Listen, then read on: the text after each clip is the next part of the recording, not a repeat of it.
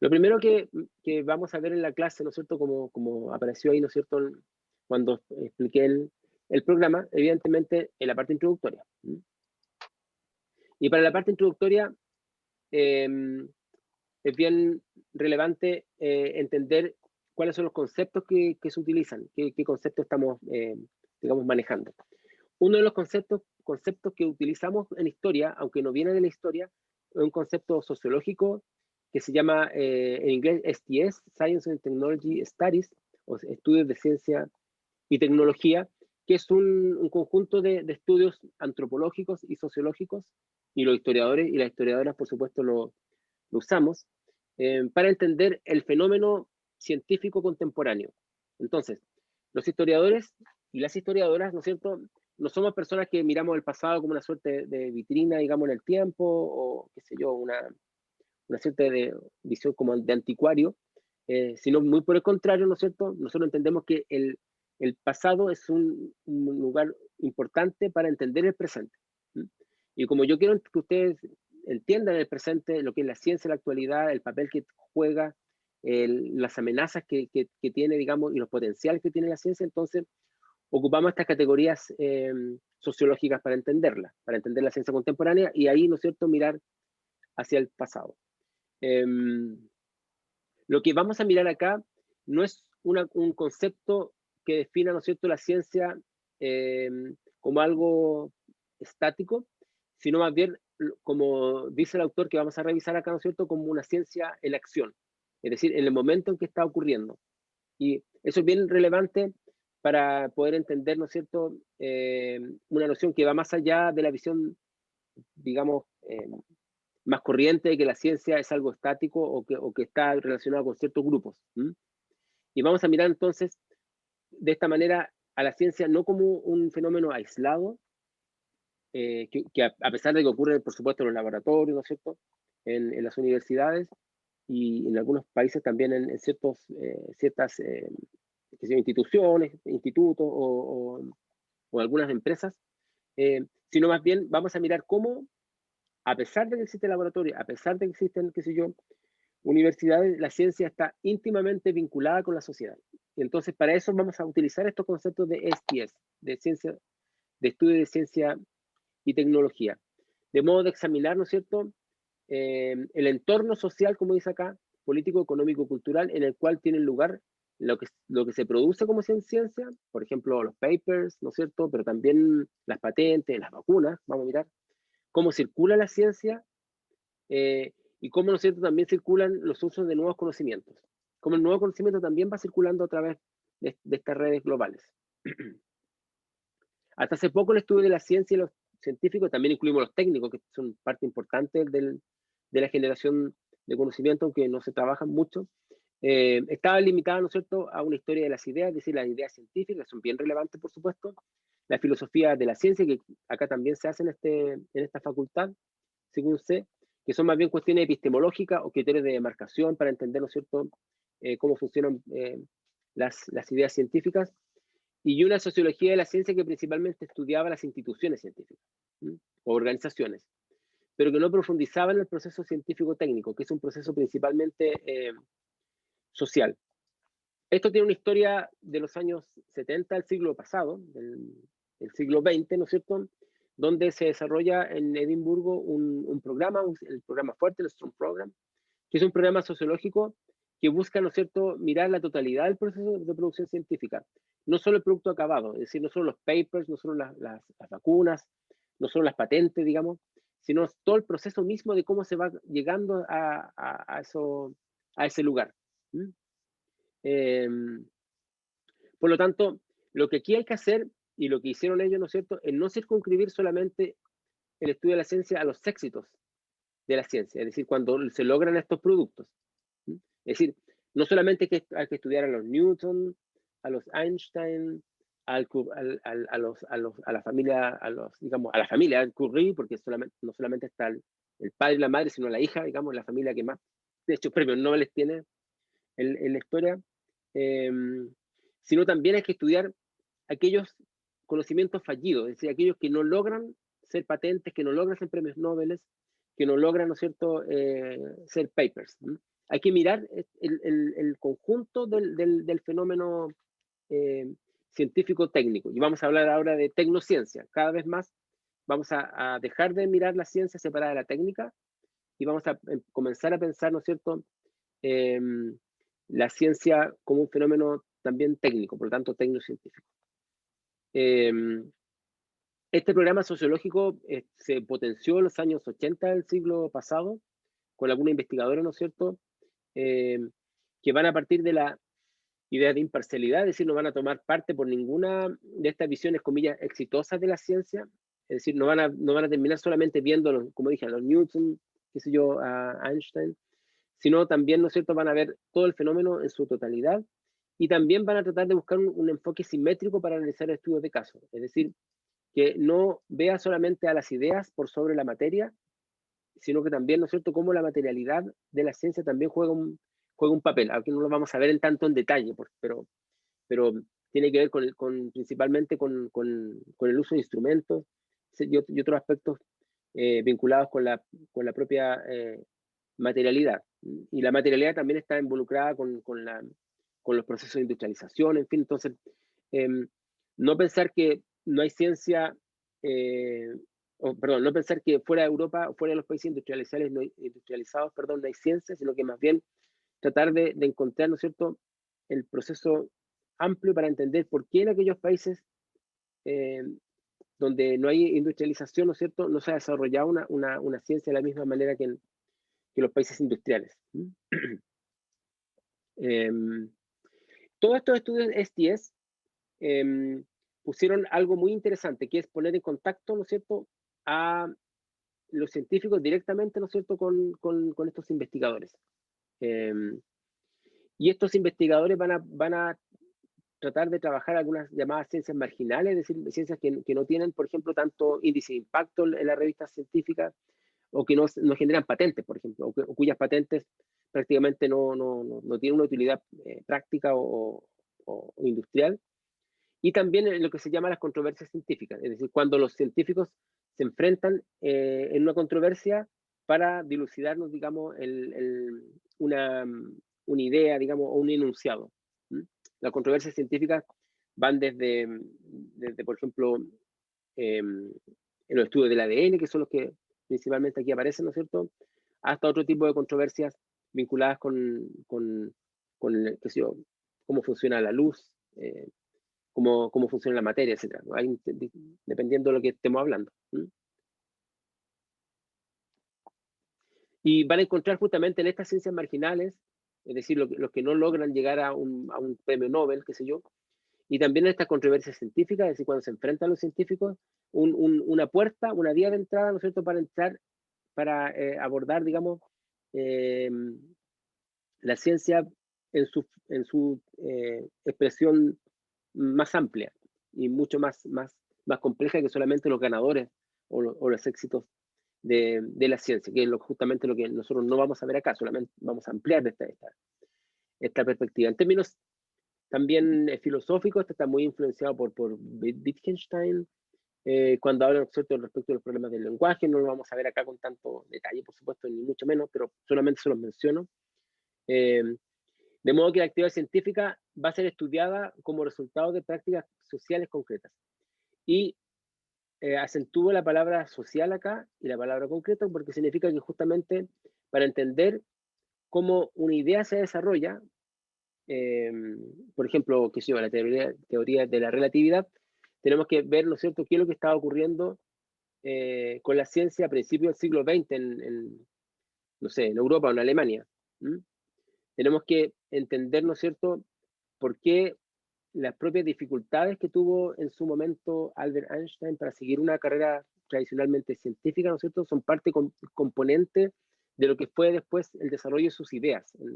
El hecho de no poder seguir una carrera y, digamos, como habría sido tradicionalmente en su época, digamos, por distintas circunstancias personales, por ser judío, en fin, por varios elementos que lo pusieron en dificultades, ¿no es cierto?, hace que el resultado de esas prácticas sociales, ¿no es cierto?, desarrolle un tipo de noción distinta. Por supuesto, a posteriori no podemos saber si bajo otras circunstancias sociales se hubiese desarrollado la misma idea. Por supuesto, eso no lo podemos saber porque no podemos hacer un estudio contrafactual en una situación hipotética que nunca existió. Pero sí podemos, ¿no es cierto?, tratar de entender qué es lo que estaba ocurriendo en la sociedad en ese momento que permite que este científico logre, ¿no es cierto?, lo que logró.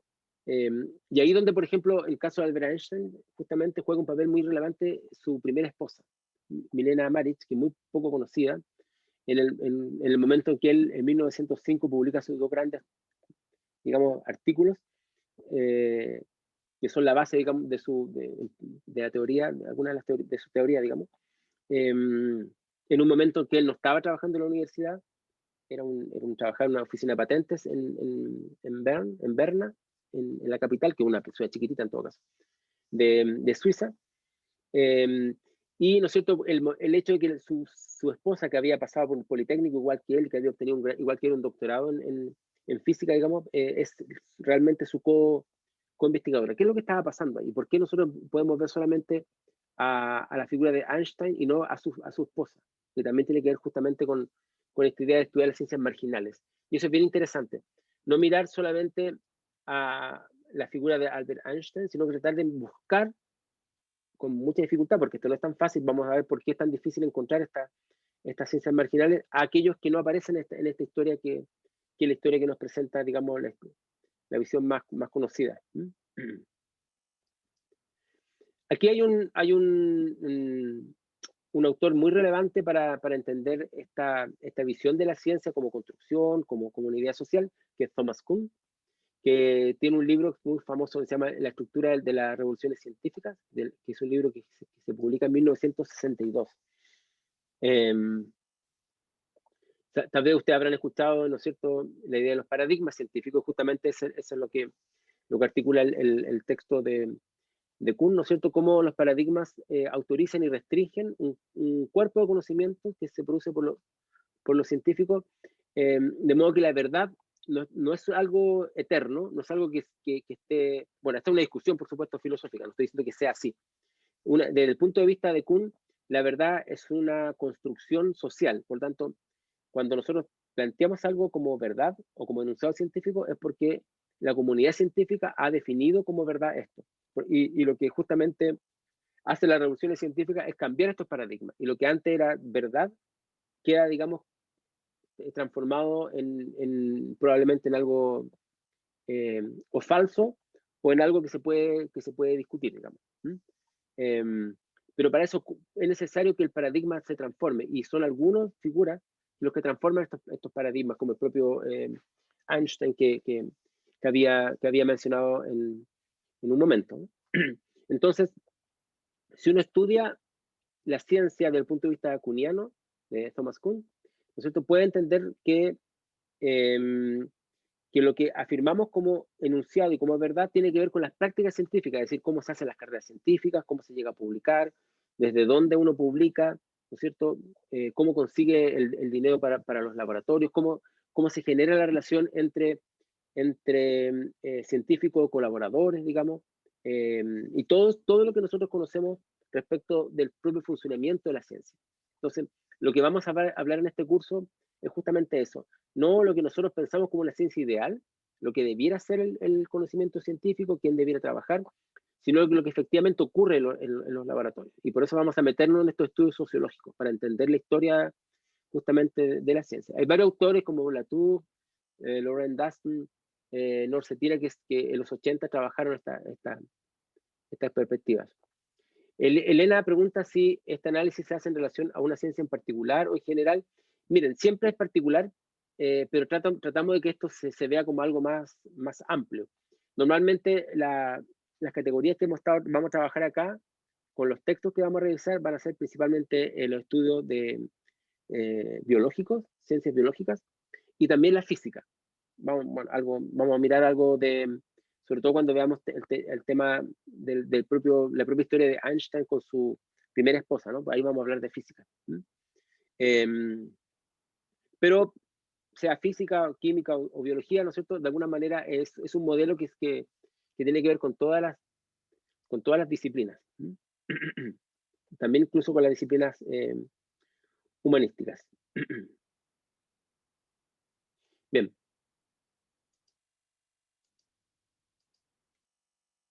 Ok. Entonces, vamos a continuar acá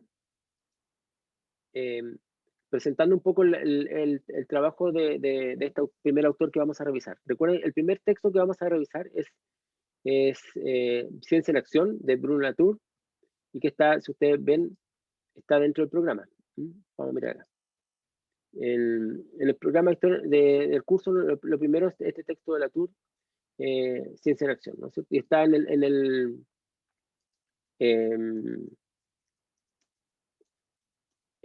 los cursos. Vamos a buscarlo acá para que ustedes lo vean.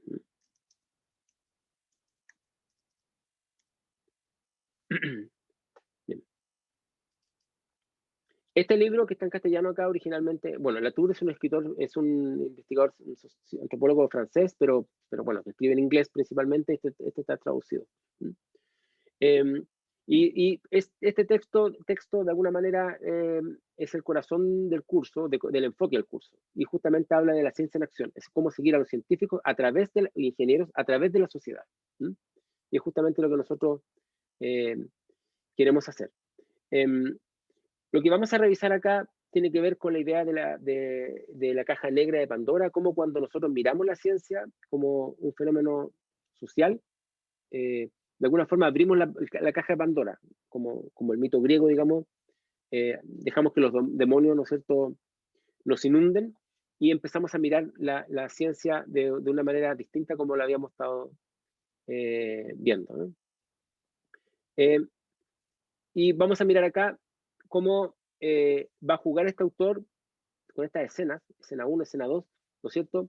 Porque esta investigación de Latour está hecha justamente en el grupo que fue el que desarrolló la idea del estudio del ADN en los años 80 y que finalmente terminaron con el premio Nobel, digamos, y que ha sido tan fundamental para entender todo lo que nosotros, o muchas de las cosas que nosotros manejamos ahora. La posibilidad del CRISPR, ¿no es cierto? Eso de hacer una suerte de copy-paste en nuestro material genético, la posibilidad de manipulación de todo tipo de los alimentos, de cualquier cosa, digamos, que uno pueda hacer, pensar, digamos, tiene que ver justamente con esta idea desarrollada en este momento de los estudios del ADN. Es tanto así que una de las vacunas que más ha logrado enfrentar el coronavirus, digamos, la transmisión del coronavirus, probablemente justamente es aquella vacuna basada en conocimientos del ADN mensajero, digamos, que son como las vacunas como Pfizer y qué sé yo. Entonces, es bien importante mirar la historia de cómo surge esta investigación. Y lo que hace en este texto justamente de Latour es tratar de mirar cómo se puede entender esta investigación que él hizo como investigación participativa en el laboratorio que finalmente desarrolló el estudio del ADN o DNA en inglés, y cómo esto nos puede ayudar a entender el fenómeno científico. Eso es lo primero que vamos a revisar. Entonces, vuelvo acá a la PowerPoint.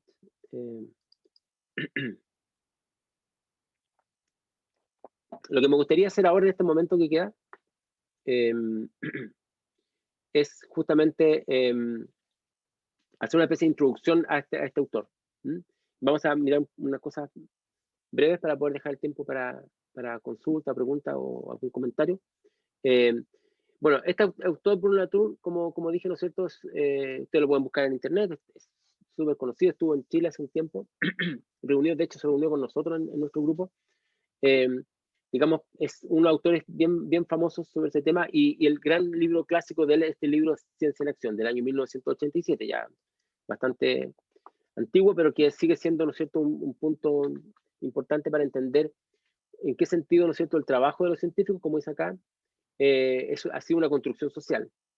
Cómo observar, experimentar, interpretar, no son aspectos desvinculados de la sociedad, como uno a principio o a primera impresión pudiese tenerlo, sino más bien, ¿no es cierto?, son aspectos completamente vinculados con lo que ocurre, ¿no es cierto?, en el mundo social en los cuales ellos viven.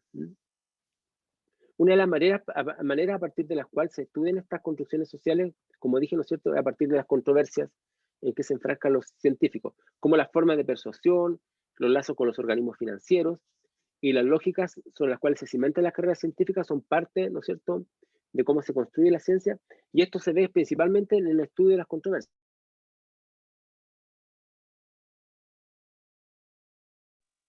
Es en el momento de las controversias cuando esto queda, ¿no es cierto?, de alguna forma con su desnudez, y uno puede mirar y como por dentro cómo funciona la ciencia.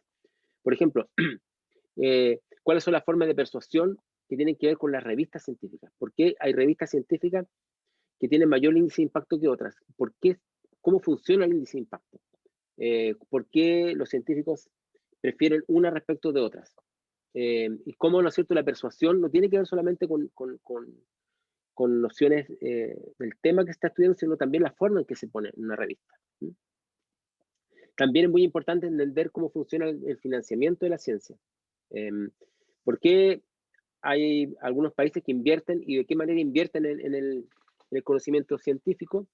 Y también es muy importante entender las lógicas, como dice aquí, sobre las cuales se cimentan las carreras científicas, que tienen muchos aspectos que vamos a revisar acá en otras partes del curso. Por ejemplo, el tema de género. ¿Por qué las mujeres tienen un elemento distinto al varón respecto a cimentar a una carrera científica respecto de los varones, digamos? ¿Por qué las mujeres tienen esa? No hay dificultades como mujeres, ni mucho menos, sino que ¿por qué en el momento en que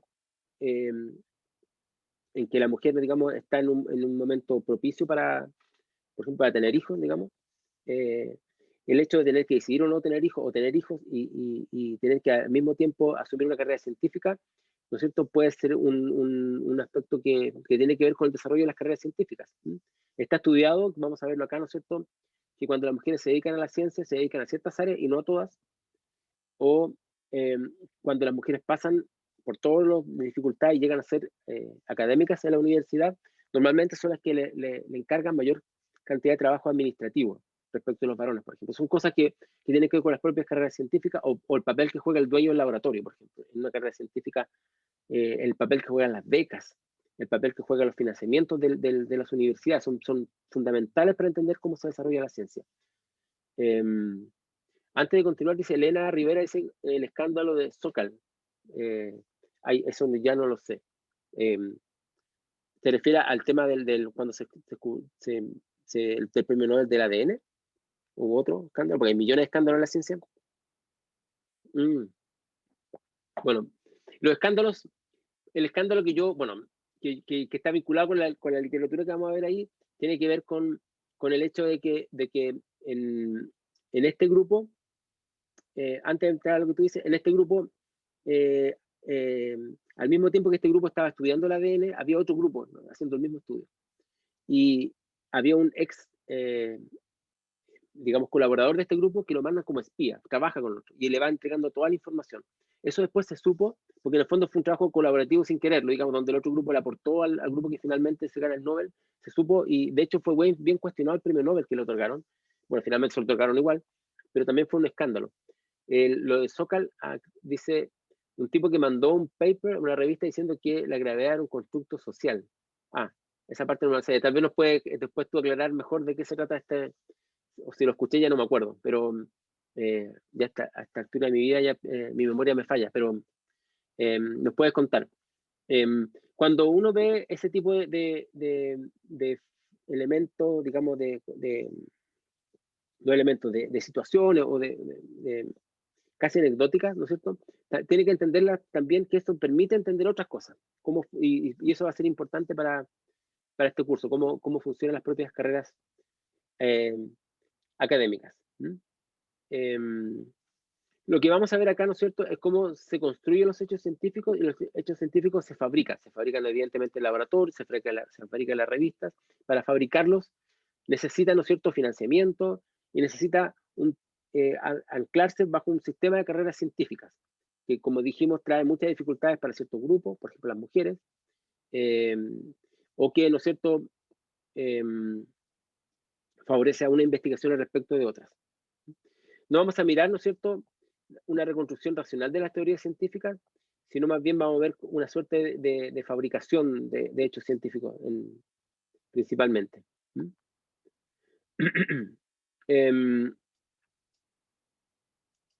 Momento.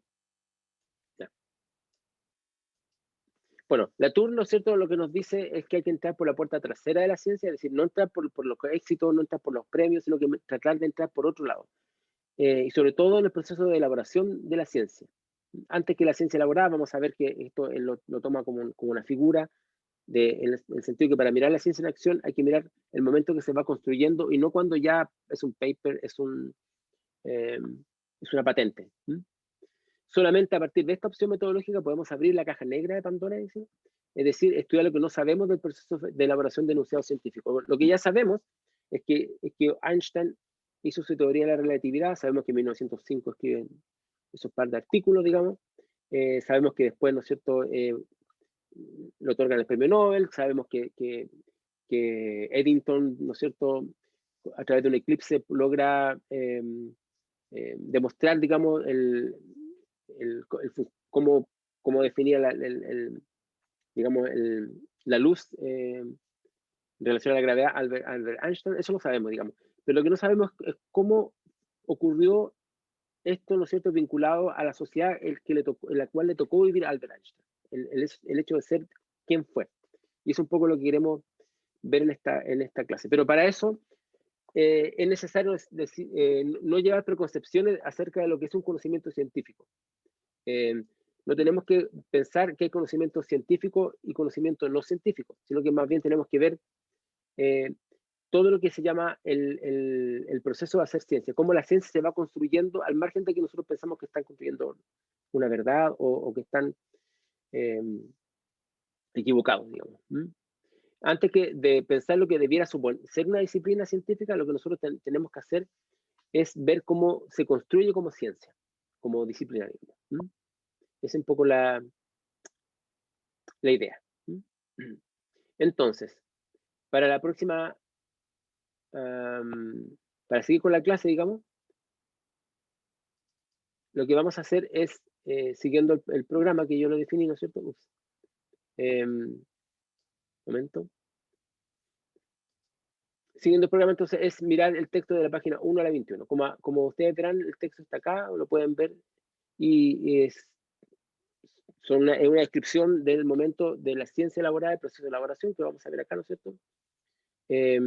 ¿Y cuál es el papel que juega esto? La propia construcción científica, el que se está haciendo en el laboratorio. Esto es lo primero que vamos a revisar. No sé si tienen alguna pregunta que hacer antes de continuar. Yo la próxima clase les voy a entregar las fechas de las evaluaciones. Como ya saben, son individuales y saben que tienen una pauta, digamos, a la cual tienen que seguirse y que van a tener que poner el trabajo en la fecha adecuada, ¿no es cierto?, en el icono tareas. Por lo tanto, yo lo descargo después y tienen que ponerlo en Word. Eso también lo voy a mencionar. No sé si tienen alguna pregunta antes de finalizar. Yo tengo Sí, una profe. pregunta. Dale no. Ok. Voy. Hay que leer hasta la página, hasta antes de que dice parte 1, de una retórica débil a una más fuerte. Espérense. Claro, es de la página 1 a la, ¿qué dije? ¿A la 21? Sí, la 21 sí, creo que es la página 17, sí. Claro, toda la introducción, sí, efectivamente eso es. Sí. Ya, gracias. Ok, Paula. Mi pregunta era respecto a si las cátedras van a durar la hora 45 o van a durar menos. Si vamos a ocupar toda la clase o no. Miren, eso normalmente nosotros hemos estado haciendo una clase de una hora cronológica, como clase en sí misma. Y después el resto del tiempo es para responder preguntas o alguna duda. Y eso es porque está estudiado que la carga mental, digamos, de estas clases online tanto para ustedes como para mí, es mayor a una clase presencial. Así que hoy día fue una excepcionalidad porque en realidad, qué sé yo, había que trabajar un poco de otra manera, pero la idea es que sea, yo no sé cuánto llevo la clase, 1 hora y media llevo casi. Sí, pero la clase como tal va a ser 1 hora. Yo voy a tratar de ceñir al reloj 1 hora cronológica y dejamos la media hora siguiente para hacer alguna pregunta o qué sé yo. Y si, bueno, si no hay más preguntas o qué sé yo, puede terminar incluso antes, ¿sí? Gracias, profe. Ok, pues si no hay nada más, voy a apagar la grabación. ¿Apago?